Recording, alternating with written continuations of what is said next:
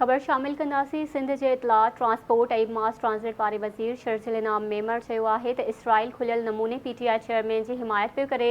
भारत ऐं Israel PTI खे चूंडुनि में हिस्सो वठण लाइ पैसा ॾिना आहिनि। सिंध असेंबली ॿाहिरां मीडिया सां ॻाल्हाईंदे शर्जील इनाम मेमण चयो त पाकिस्तान में ॾफेड़ पैदा करण लाइ इसराइल ऐं भारत पैसा ॾिना। इसराइल ऐं भारत मां पीटीआई खे पैसा मिलिया। तव्हां चूंडुनि में हिस्सो वठो। हिन चयो आहे त पीटीआई चेयरमैन ॿुधाए त हिन फॉरेन फंडिंग छो कई। सभ खां पहिरियां पीपल्स पार्टी तहरीक इंसाफ जी साज़िश खे वाइखो कयो।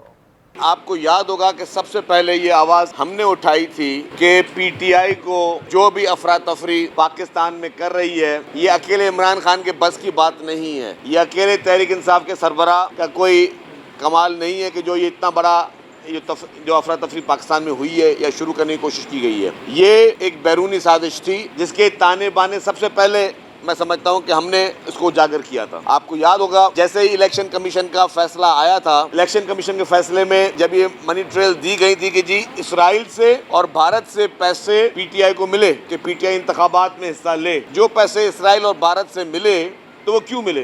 तो वो अफरा तफरी करे, पाकिस्तान में पोलराइजेशन हो, पाकिस्तान में लोग मायूस हों, इन्वेस्टर्स को धमकियां हों, अफरा तफरी हो, हर आदमी जो यहाँ पे पाकिस्तानी है वो परेशानी का शिकार हो। लेकिन जो कल इसराइल का बयान सामने आया है उसने तमाम डॉट्स को आपस में जोड़ दिया गया। तहरीक इंसाफ के सरबराह की रिश्ते से लेकर आज दिन तक जितने भी डॉट्स आप मिलाएं तो इसराइल की मुकम्मल सपोर्ट तहरीक इंसाफ के चेयरमैन को हासिल है कि जिस तरीके से फॉरेन फंडिंग में ये इस्टेब्लिश हुआ कि इसराइली पैसे को मिले।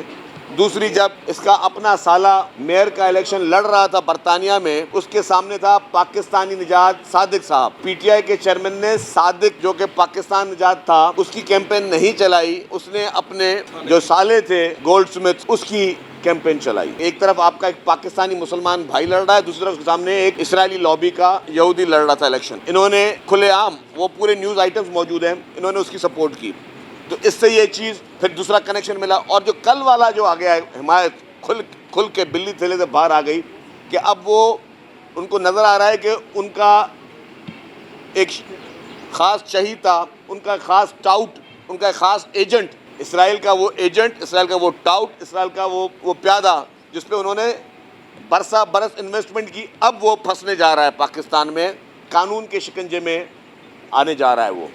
अब उसकी तमाम चीज़ें खुल चुकी हैं, उसकी तमाम बदमाशियां सामने आ चुकी हैं, अब वो फंसने जा रहा है।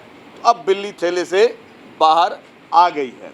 देखिए, आइन और कानून में नए सूबों के लिए पूरे तरीक़ेकार लिखे हुए हैं। पीपल्स पार्टी का बिल्कुल क्लियर मौक़िफ़ है कि सिंध एक सूबा था, सिंध एक सूबा है और इंशाअल्लाह ताला ता क़यामत सिंध एक सूबा ही रहेगा।